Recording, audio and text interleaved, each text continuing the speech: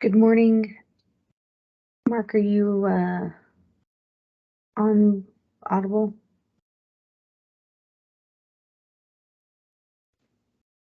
You're coming through loud and clear. I think Mark hasn't got, are we on record yet, Mark? I don't think so yet.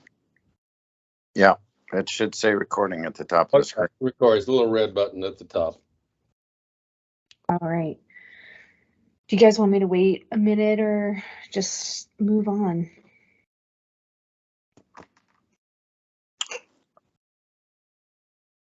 I think we could power through. Okay. All right. Thank you guys so much for joining in for case reviews for July. I appreciate your attention and your morning time. We're going to move forward with our regular confidentiality disclosure. So this information is confidential and privileged. It's protected by HIPAA, and we should not be sharing it or discussing it in a way that can be identifiable for others. So for case 1, it's going to be 2 parts, and it's going to depict unsafe scenes. So the first case is of a 49-year-old female.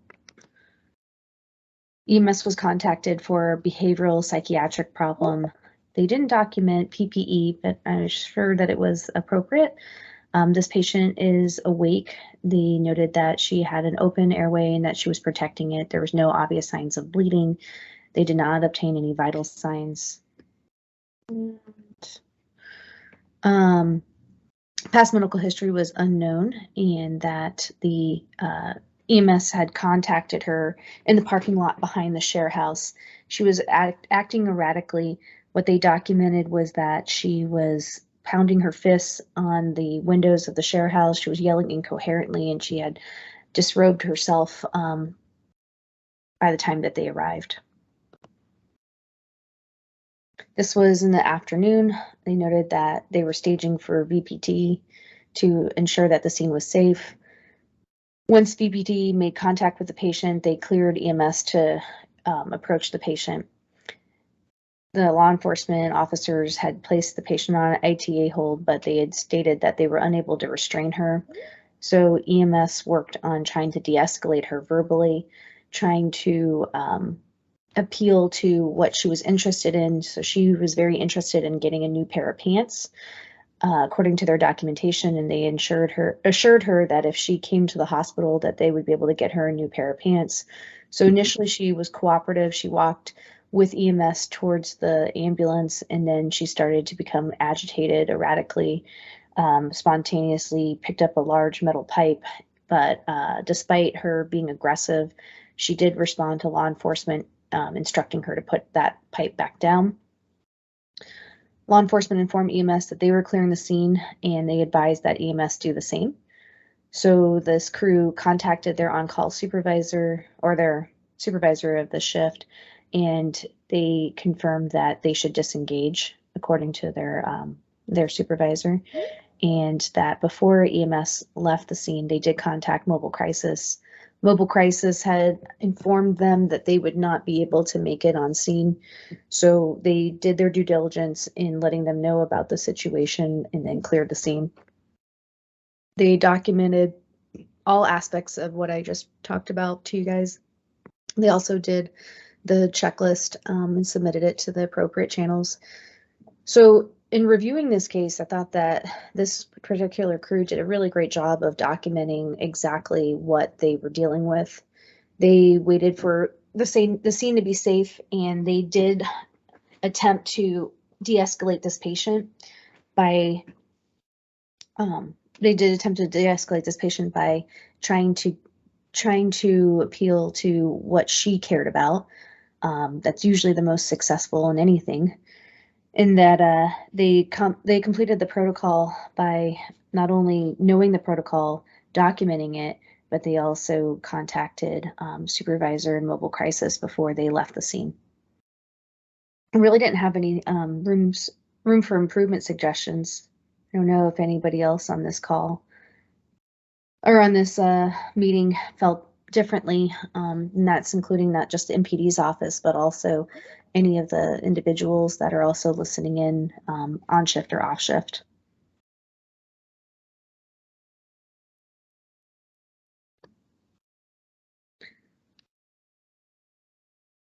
I'm just going to pull the chat up real quick in case at this point or anybody else put something in the chat.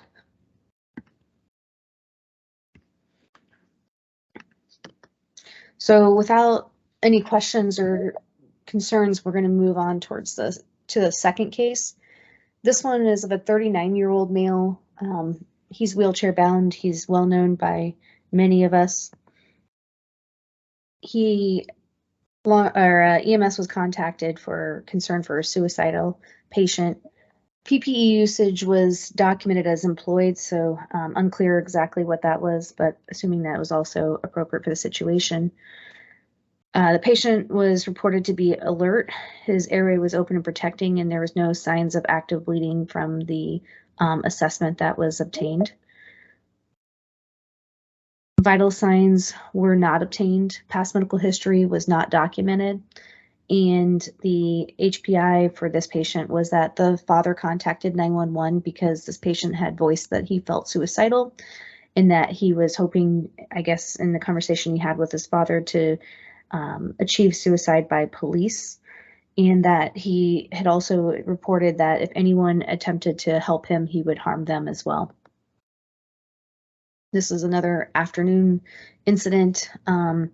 So EMS staged until VPD was able to arrive and clear for them to approach the patient. In the documentation, so what I'm reporting to you guys in this treatment page is basically what was documented in a summarized version. So VPD had been instructed to not enter the scene unless someone is physically being attacked. So they were at the household, but outside of the home. And that the crisis response team was reported to be on their way, so EMS also did not make contact with this patient, awaiting the response team staff to make that contact. Once she arrived, she discussed with the father what the situation was.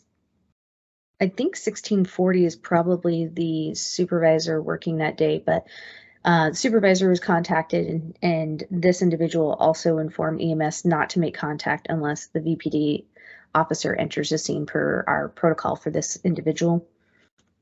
The father had reported to all on scene that he wanted the patient to be removed, and the mobile crisis staff attempted to talk to the patient from the door, but no matter what measures were made verbally, this individual did not reply. And since he wasn't engaging with the crisis response staff, the CRT decided that they were going to clear the scene, which led to both law enforcement and EMS leaving as well. So approximately 30 minutes on scene with this patient. In reviewing this case, I thought that really, just like the other case, we were waiting to make sure the scene's safe, especially if we either suspect that the scene will be unsafe or we know the individual to be an unsafe individual, and that their documentation included the necessary parameters that we've dictated or we've established in our protocol, including the checklist. And I didn't really have any room for improvement for these guys as well. So moving on, this was brought to you guys at the request of one of our MPDs to ensure that we go over this behavioral protocol. As you guys know, it's new in the last few months to the beginning of the year. Actually, last fall, I believe, but I believe there have been some additions or revisions. So it's a pretty long protocol. I think that it spans 3 or 4 pages in our protocol manual. So I'm going to summarize the aspects to it to refresh ourselves on what we're asking for you guys to do and also to be aware of. So in the first page, the first section on behavioral emergencies is that you're assessing the scene, making sure it's safe for you to arrive and to engage with the individual. And that if any way possible to try to get the patient to come to you to try to remove them from their environment that can be used against you or because of any hidden weapons that might be available to them. And that you're really trying to do this in an earnest way to try not to engage the patient. So you're trying to be slow, calm, honest, and try to reduce the amount of people engaging with the patient to not provoke them. You want to make sure that you're not only safe, but that your partner, the other agencies that are also on scene, but also bystanders and the reporting party and the patient are also safe. And that once you have been able to achieve contact with the patient, deeming this scene safe to make contact, you're going to be finding out what their chief complaint is and getting a history, and then also doing your physical exam. So managing them like any other patient that you would make contact with a chief complaint. And then once that has been established on why you're there and you've made your assessment, identifying what the most appropriate destination. Not all these patients need to go to the hospital. Some of them would be better served at a behavioral center such as Rainier Springs. And the second portion of this page of the protocol talks about what are some clues to this patient being a medical etiology for their presentation as opposed to a true only psychiatric issue. And then the bottom portion here of specific precautions and B is conditions that help you in determining that this patient is a true and true psychiatric presentation. So I advise, or I'd recommend to review all of it, but especially under the specific precautions that the red flags for medical and the presentations that would be most consistent with behavioral issues as a good reminder of trying to identify which one you're dealing with. On the second page of our protocol, we talk about management of aggressive, violent patients. So if the condition is such that you want law enforcement to intervene, law enforcement will only intervene if they feel that the patient is a threat to themselves or others, or if they've physically harmed themselves or others. My understanding is that that does not include private property, but anyone on the call can feel free to confirm that or not. Law enforcement will use the least necessary force to achieve their goal with these patients, and if the scene is unsafe, you're advised to leave and request law enforcement. Our protocol states to contact your on-call supervisor or your battalion chief.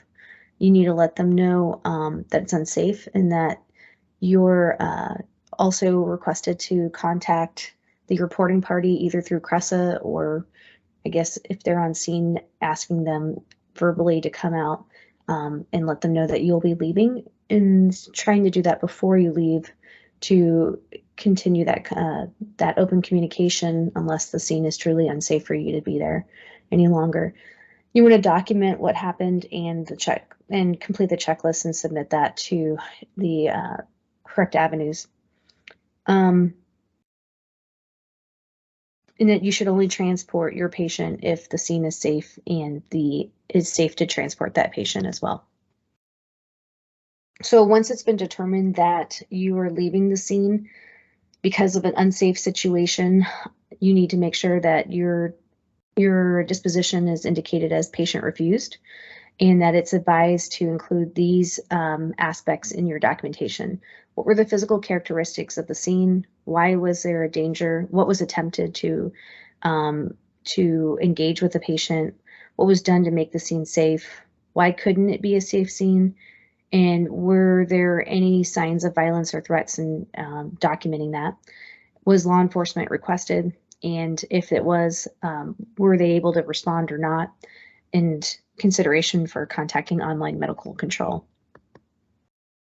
And the last part of this protocol is a quick kind of like a flow sheet. So does an individual meet decision-making capacity? If they do, it's a typical refusal or AMA refusal. If they do not, it's law enforcement. Is law enforcement able to make it, which gives you your next branch point. If they are, will they place the patient involuntary hold and restrain them. No, kind of brings you both to the law enforcement wasn't available to be there, or law enforcement was able to be there, but they will not be engaging with the patient. So you're going to want to try to develop a rapport with them, with the patient, and engage with them. If that is unsuccessful and you still feel that the scene is unsafe, and you don't feel comfortable with restraining them, then you'll contact your supervisor and document as appropriate. Contact the RP that initiated the call, and leave the scene that's unsafe. And then don't forget to also reach out for mobile crisis. Any questions, thoughts, considerations? Dr. Whitmer? I had a question. When you referred to, quote, private property, do you mean that law enforcement will not engage even if they are damaging private property? Now, if it's public property, they would engage more than likely. Well, so that was what I believe that we talked about in some of our joint meetings, but anecdotally, when we've had patients that have defecated on individuals' doorsteps or trashed some, front yard stuff, that law enforcement had stated that they would not engage with those individuals. That's true. Now, if they'd done it on City Hall, that might be a different thing. Mm-hmm. Although maybe the police would approve of that kind of function. I don't know. Yeah, it's a frustrating and unfortunate place that we are right now, but in some ways it really removes us EMS from, at least the pre-hospital side of things, from having to potentially be harmed. Unfortunately, this does not apply to the hospital, and we oftentimes are fighting these patients depending on who is working. Will dictate how much we fight these patients. Right. Yeah. So yeah, hopefully at this point we are pretty familiar with this, and in our hospitals are pretty familiar with the situation that we currently have with limited law enforcement involvement for these individuals. Actually, it's a fair improvement over the last 6 months, since they did clean up the language a little bit at the state.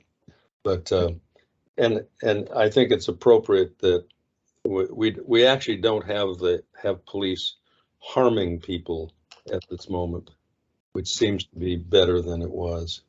And we aren't also, as in our pre-hospital staff, aren't in the public's appearance harming these people as well. Right. And one thing I mean to bring up, because of the meetings, how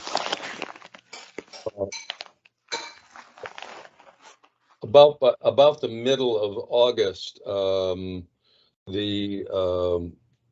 mobile crisis team should be fully fledged and be at 24/7 coverage, so that currently they stop. Currently, it's about a 14-hour coverage. They go from like 7 till 1 in the morning. But as of August, middle of August, they should have a team up and running throughout the night as well. So they'll have 2 teams during the day and 1 team at night. So that should give us better coverage. They've been pretty responsive, and at least they can talk to you at the time. Sometimes they will be en route, and you can still clear the scene. Mm-hmm. And that's a good point, and that's a huge improvement. Yeah. And then I would just say that this protocol obviously is an attempt to impose some order on a really messy situation. And we know that these are messy situations. And so what the crews did well on both of these calls is document how they thought through these messy situations. And that makes it much easier for us to understand and to support the actions taken on scene. No one thinks that this is easy. Nope. No, Good points. thank you for both you guys.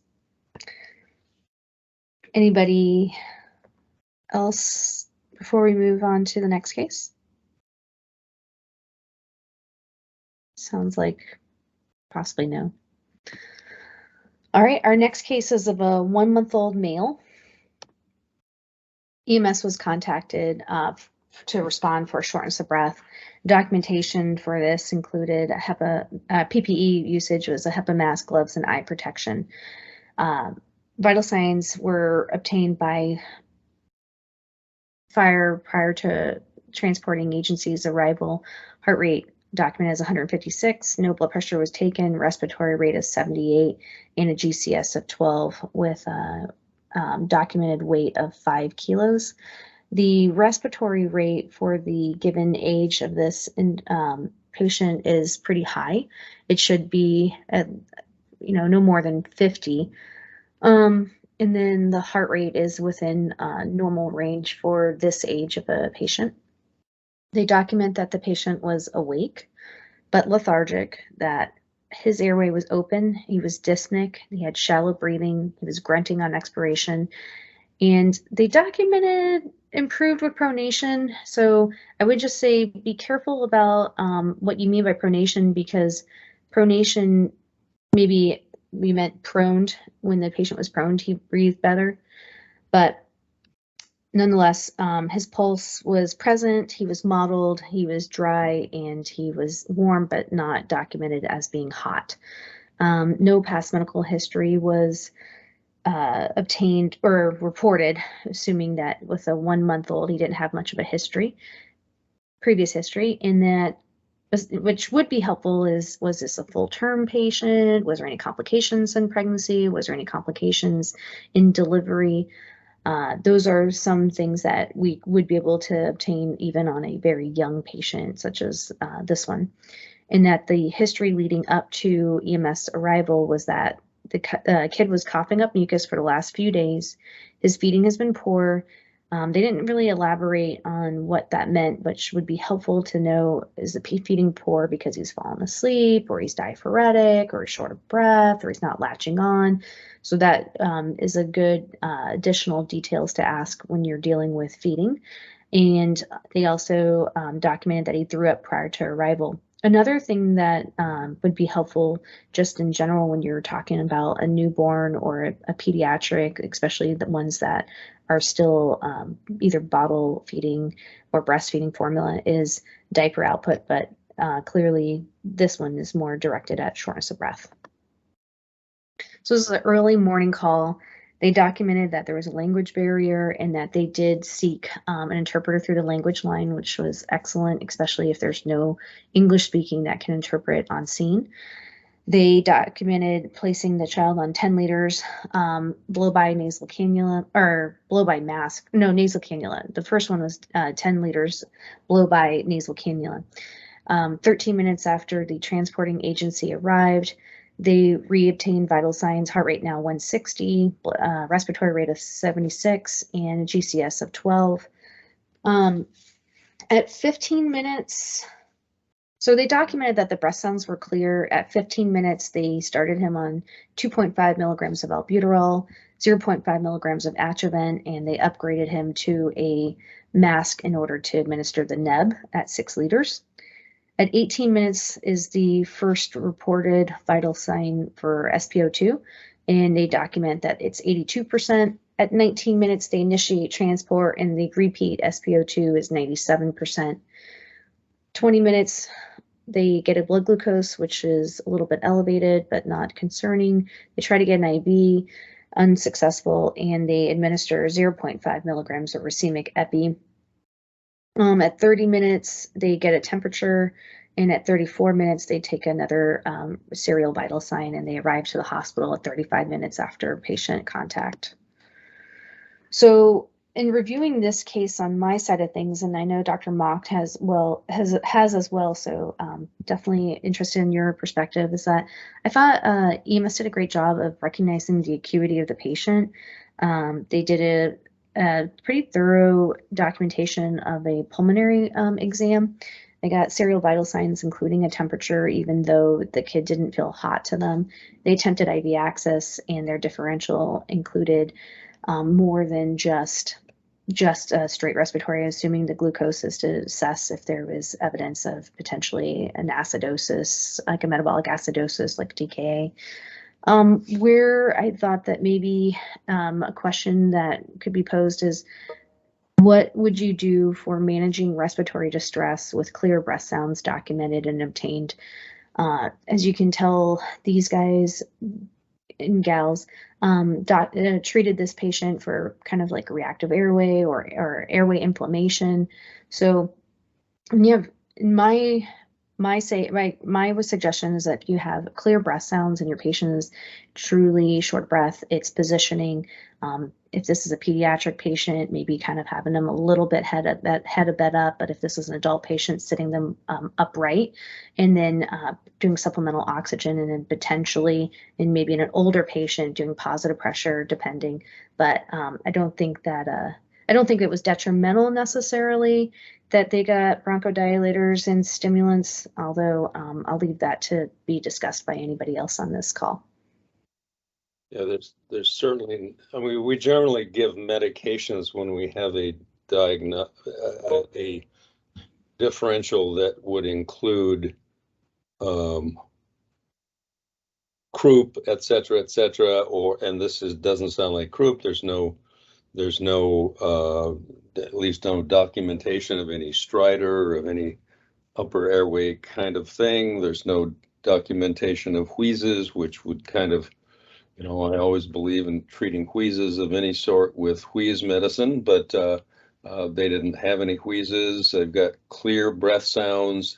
Don't think they heard any expiratory or inspiratory crackles. That kind of reduces things without having a fever. Kind of points you in a different direction, and then you've got. How are they finally giving the oxygen? The problem with little kids, if you're using a nasal cannula, if they have a upper respiratory and nasal thing, they may not be adequately breathing through their nose. They moved from nasal cannula to a mask for neb administration. Of course, for a med neb they would, but did they keep the mask on? They didn't document downgrading it. Yeah, I think I would have put a mask on the patient with oxygen. Anyway. Yeah, those are great points. Thank you. And I just kind of went back to the initial assessment for a reminder on what the documented airway and breathing assessment was. Now, this patient is obviously too small for CPAP, but if you are in a situation with a patient that doesn't meet the criteria based off of age and weight for positive pressure, don't forget you can also bag them with a VVM if you felt that was indicated or helpful. Now, if what I've already discussed, I stated that, you really want to potentially raise that patient's head of bed up to help with their ventilation, but they had documented that, assuming that pronation is prone, that the kid was breathing best when they were laying straight flat. I don't know if that was true or if that was just perceived, but usually people don't do better laying flat when they are short of breath, unless we're talking about proning them because they're ventilated and they are still hypoxic. Right. So, Dr. Mock, did you have anything that you wanted to bring up in reviewing this case for the pre-hospital side of things? The only thing that I have to add is just that this is an illustration of the fact that kids, and especially infants, do really well until they don't. This kid had been seen at Salmon Creek twice in the previous week, didn't look that bad at all, and then just went over the edge. This right prior to this visit. So I think the crew did a great job of recognizing how sick the patient was and jumping on it. Thank you. What were the 2 presentations to the emergency room prior to this one? So yeah, difficulty feeding and just like having a lot of phlegm. Like the only Gotcha. complaint was like the kid just had a lot of phlegm and phlegm after feeding. So I mean, really like not a concerning presentation, no abnormal vital signs. Mhm. But yeah, just and this is well, you'll get into the details, but it's just a sneaky presentation. Yeah, no, it totally is.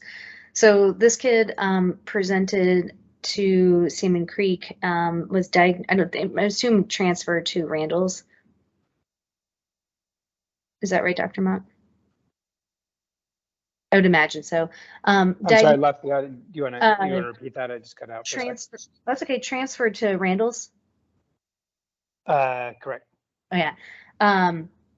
Diagnosed with coarctation of the aorta, underwent resection and anastomosis, and was discharged on hospital day 5 on enalapril, presumably doing well. Yes, that's the last update I have been doing quite well.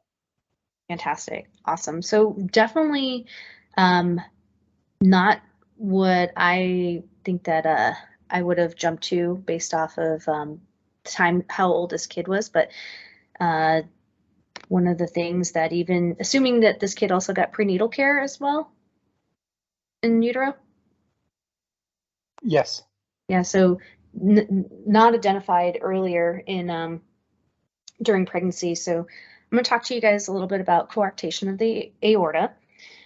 This picture up in the upper right hand side shows you what was kind of classically described as coarctation. So it's usually narrowing or stenosis just distal to the left subclavian.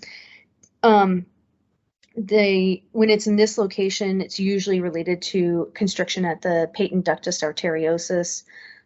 It can be stenosis of the aorta anywhere in the thoracic or the abdominal aorta, and that this occurs in 0.08% of the general population. A little bit about the ductus arteriosus, or just to kind of remind folks about it, is that in utero, this connection in this picture in the bottom right hand side here shows you that it connects from the pulmonary artery directly to the aorta. And the reason so is to bypass the lungs with oxygenated blood coming from mom to go straight to the aorta, since the neonate or the fetus does not exchange oxygen at their lungs. So it's a small blood vessel, and that usually closes within 72 hours of life after delivery. When this doesn't close, it's called a patent ductus arteriosus. And it's one of the most common congenital heart defects, especially in premature deliveries. So the pathophysiology it's broken down into 2 categories. If they present as a neonate, they'll present with left ventricular dysfunction, so they'll look like heart failure, they'll be in shock, and it's usually within the first week or 2 after birth. In older presentations, it doesn't get identified in their pediatric life, in that they present with early heart disease, stroke, or aortic aneurysm. One case that we had in residency was of a 21-year-old who was complaining of chest pain like for a week, had seen her PCP. She came in as a cardiac arrest, and she actually had undiagnosed coarctation of the aorta that led to a aortic root aneurysm and a massive pericardial tamponade that unfortunately she did not survive her cardiac arrest. But these are young people that present with diseases that usually occur later in life. And so the physical exam of these patients, it may be a little bit more difficult discerning upper extremity hypertension versus normal blood pressures, but the recommendation is to, in an infant or a neonate, but when you're dealing with the physical exam, is to assess blood pressures in all extremities. in identifying that the upper extremities are more elevated. You may hear a systolic murmur with a diastolic continuation. And your 12 lead could be helpful. Knowing that 12 lead EKGs in pediatrics are a little different anyway, but you'll be seeing potentially left ventricular hypertrophy or large amplitude QRSs, especially in regards to the precordial lateral leads. Oh, go ahead. Jackie, I know the crews noted, I recall that they said there was some modeling. Was this generalized modeling or this just lower extremity and abdomen modeling? They didn't indicate that I assume that it was extremities. It wasn't indicated to be upper or lower extremities, but yeah, it's a good point of recognizing modeling is usually related to hypoperfusion. Yeah, and modeling would be, in this case, you'd expect to see modeling in the lower extremities and not the upper extremities. Yeah, absolutely. Good point. So treatment in all regards, pre-hospital and out of hospital, stabilization of the patient, dealing with their ABCs if they're in failure, making sure that you're securing the airway or improving their ventilation. In a neonate, there might be a role for prostaglandin E1 to keep the patent ductus arteriosus open so that it helps to offload a little bit of the pressure at the aortic stenosis. But ultimately, the treatment for these patients, especially if they're pretty symptomatic, there's obviously a spectrum, but if they're pretty symptomatic with coarctation of the aorta, is to eliminate the narrowed area. So there's multiple different methods that can be utilized. But if the patient is pretty mild symptom, they may not necessarily move forward with surgery.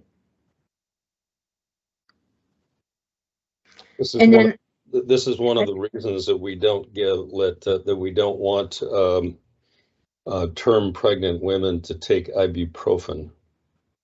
Mm-hmm. Because the baby ends up with the high likelihood of patent ductus. That's a good point, and a good reminder as well. And then the last slide here is just a reminder of our breathing distress protocols, in that, as we talked about, if they have stridor or wheezing or barky cough, that there's indications for various treatments. But if they don't, it probably would fall under the insufficient respiration or rest, and it's make sure there's no obstruction and ventilate and supply supplemental oxygen and Narcan if it's indicated.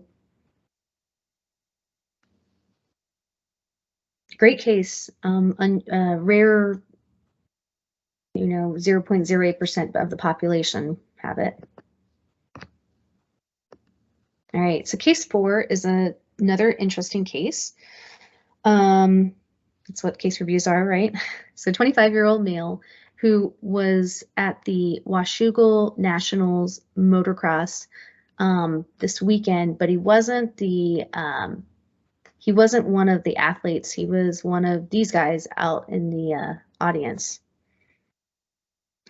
So he presented with eye complaints. He had left eye pain and vision loss. PPE usage was not documented, assuming though it was present, and that this patient was awake, his airway was open, he was protecting it, his pulse was present, and that there was bleeding coming from his left eye, but not hemorrhaging. Although they did say that he had significant bleeding. His past medical history included depression, and the story that unfolded was that he was a spectator in the track watching the motocross event. He was wearing regular glasses, not protective lenses or of any sort, and that it likely rock had shot up from one of the athletes' wheel and struck his glasses, shattering the glass. He immediately lost vision in that eye, and he informed us in the hospital that he had pulled the glass out of his eye, He didn't fall. There was no loss of consciousness. So this occurred around 4:10. There was documentation from EMS that there was significant bleeding coming from the left eye. This is a picture of him in the emergency room with his permission. So he had told us that the medics were insistent on irrigating his eye out, but it sounds like this may have been from the track staff, not from Clark County crews, which is great because we should not be irrigating out eyes if we think that there's significant injury. In that, after 20 minutes of speaking with his patient, he filled out refusal paperwork and went POV to the emergency room. So you can kind of see that his eye is swollen. He's got multiple little lacerations. He's got ecchymosis on his lower lid. His eyelids and his periorbital area is pretty swollen. Unfortunately, this is a one view image, but if you compare it to his right eye, this eye looks deflated. So recognizing the possibility of a foreign body, given that he stated that a rock hit his glasses and his glasses broke and he pulled out some glass out of his eye. And then we'll talk about it in a little bit, but we should be really, really, really careful about our eye assessment and eliminating or avoiding anything that could make his eye worse, such as irrigating out an eye that we think there's a globe injury.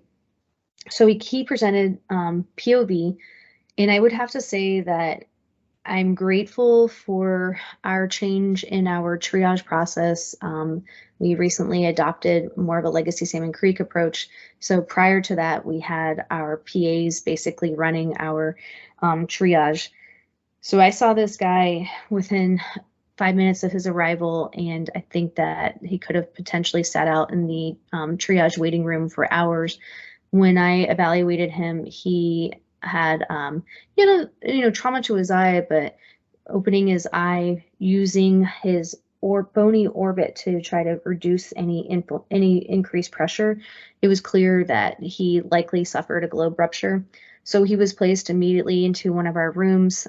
We got a CT of his eye, looking for any retained foreign body, and also to help with our ophthalmologists on determining what the most appropriate care would be. On the CT,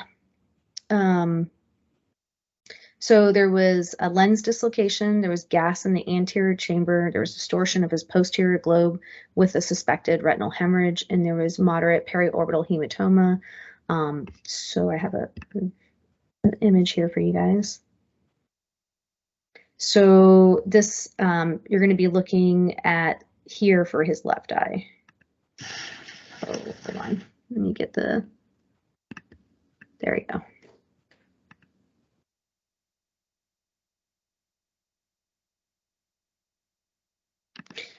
So always good when you have anything to compare, 2 arms, 2 legs. So you can see his good eye, right eye, it's circular. You should be able to see the same symmetry with the left eye. You can see that there's air as we're moving through the cuts.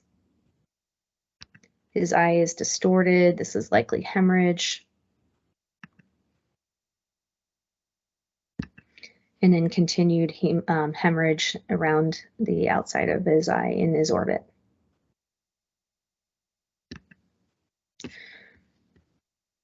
So no evidence of radiopaque foreign body. He probably had that rock hit his eye, his glasses, and his glasses shattered, and he pulled out that piece of glass, which was the only part of the foreign body that was still there. Ophthalmology was consulted, and he went emergently to the operating room. In the operating room, I was looking at the op note. They noted that he had and actually I'm going to flip to this. So they noted that he had a uveal prolapse and that he had vitreous extruding out through a stellate laceration in the cornea. So here, they stated that the stellate laceration extended to the limbus but did not involve the sclera at all. He had hyphema, which is a blood accumulation. I don't have a picture of that I don't think I have a picture of the hyphema of a hyphema, but hyphema is blood in the anterior chamber that pools gravity dependent. So depending on how full it is, it may take up the entire anterior chamber. They noted that his hyphema occupied most of his anterior chamber, which was open, and that his lid laceration that I showed you from the original picture involved the caniculi or the lacrimation duct, so also not a great laceration because it will also require more complicated repair. So they pushed the uvea back in. They removed the vitreous that was extruding out, and they did a vitrectomy. They did they basically sutured his eyes shut, making sure that he didn't have any continued leak. They noted that after the globe was after the eye was repaired, that he had low normal intraocular pressure, so he lost a decent amount of that aqueous humor. And then I don't have any more follow-up besides his OR case. I think that he was discharged and probably is going to follow up with ophthalmology, but we don't have records with our system for that. So I thought that this was a good opportunity to talk about globe ruptures. So I hear someone stirring. Anybody want to say something? What did they do with the lens? You said the lens was dislocated. They didn't document putting the lens back or not in the operating room report or the OR notes. So it may not have been dislocated. It may not have come out of the cat, and it wasn't lacerated. It was definitely dislocated. The other CT scan I have, which I just felt like I shouldn't bore you guys with too many CT scans, showed the lens displaced laterally. Right, but that could happen without, if you just collapse the vitreous enough, the lens will slide sideways. Well, then that's potential. That whole eye collapse. I'm just curious whether it was lacerated or. They didn't talk about the lens at all. Yep. But they definitely, this injury extended past the anterior chamber. It included the posterior chamber as well. Yep. So anterior chamber in this image up here, posterior chamber back here. They talked about that he was going to need multiple surgeries, that they were not going to deal with his retinal detachment and retinal hemorrhage at this point, but he would need to follow up to have that done. And in this slide, I'll talk about prognosis of globe rupture, which will give you an idea of his prognosis. So globe rupture is any violation of the outer integrity of the membrane of the eye, and it could occur from blunt trauma, so just a punch to the orbit that doesn't cause any outward penetration, or it could be caused from penetration or perforation. The difference between penetration and perforation is that penetration is it enters but doesn't go through and through, and perforation is a entrance and exit. This occurs in 3 cases in every 100,000. In pediatrics, it usually is going to be with injuries running with something sharp like scissors. So all those times that your parent had told you stop running with scissors, they were trying to prevent you from losing your eye. In adults, usually it's going to be like a workplace injury. It could be an assault. It could be an MVC. And then in our elderly population, it usually is ground level fall, either falling onto a foreign body or falling onto their glasses and shattering their glasses. And then in regards to blunt trauma, in clinical studies, they determined that blunt force exceeding 7,000 millimeters of mercury is necessary to lead to a globe rupture from just isolated blunt force trauma. So the diagnosis is really going to be based off of clinical suspicion from a combination of the history and the physical exam. You're going to be looking at the eye externally. You're going to be looking to see, do you see something that doesn't belong. So like this image here showing that you have like uveal prolapse. If you're going to be looking at visual acuity or an eye inspection, you're really trying to be very careful, because if there is a globe rupture and you're not careful about your assessment, like if you try to put your fingers in the softer spot inside the orbit to lift those eyelids, you could express more of the aqueous humor out. So the recommendation is to place your finger, like your thumb, on the bony portion of the orbit, and then the index finger in the bony portion of the orbit, and lift the eyelids up if you're doing a visual examination. And in this particular case, he had a complete distortion of his eye exam, where he had what looked like significant chemosis or subconjunctival edema, but which ended up likely now in retrospect being a vitreous leak. But he also had evidence of a hyphema when I initially assessed him, in that you want to be really careful about applying no pressure within the orbit to cause any increased extravasation. This picture down here is of a fluorescein. It's showing Seidel sign. If there's this is obviously happening in a hospital setting, unless we end up doing any type of the assessment with a higher level of care in the field. But this is a fluorescein exam where it's showing continued drainage or a waterfall sign, likely indicating a perforation with the extravasation of the internal fluids to continue with the fluorescein to pull down.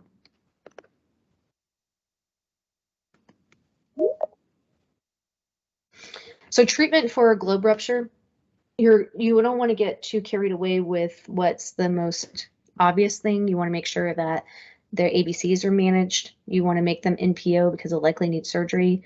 You should not remove the foreign body. This patient had stated that he removed the piece of glass, but if we had made contact with this patient, we should not remove the piece of glass or the nail or the stick that's in their eye.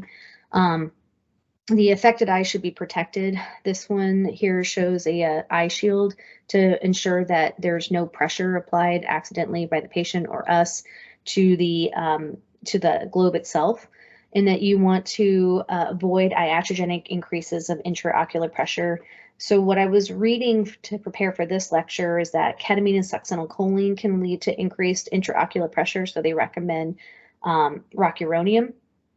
And if you're going to be looking in the eye, being careful, like I just mentioned, on lid retraction, and then for us in the hospital setting, avoiding tonopen or ultrasound to evaluate that eye. I think it's reasonable, although it's not listed here in the research that I did for this presentation, that I think it's reasonable to cover the other eye to avoid any kind of conjugate movement of the eyes. And then you want to reduce stressors that might increase intraocular pressure. So manage the patient's pain, manage their nausea, and consider raising their head of the bed 30 degrees. For these patients in the hospital setting, we'll be updating their tetanus. They'll be going to the operating room, and that the concern is for post-operative endophthalmitis, so infection of the eye structure, so they get antibiotics. And then prognosis is really, from what I was reading, it's really based off of their initial visual capabilities. So this patient, he could only sense light. So from what I was reading, that will probably be the best he'll have after the surgery and his eye heals, is that he'll be able to sense light only from that eye. And we don't have anything in our protocol that I could find regarding eye trauma. Any questions, concerns, suggestions from the group? My only comment is that in the field, obviously you're not doing a full visual acuity, but if you can document roughly what they can see, like, can they see anything? Can they see fingers? Can they see something at a distance? Just some rough description of how well the eye is working. It's really helpful. Yeah. Another great argument for not using glass in your eyeglasses. Plastic? Plastic. No, that's a really good point. And I don't know, it'll definitely it'll give me pause to be a spectator of one of these if I'm considering someone revving their engine up and throwing a rock from their tire. Well, thank you guys for your time.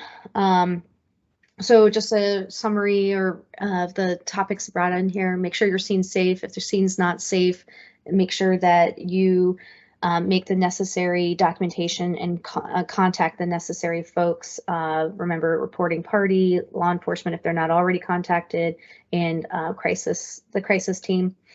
Coarctation of the aorta is a rare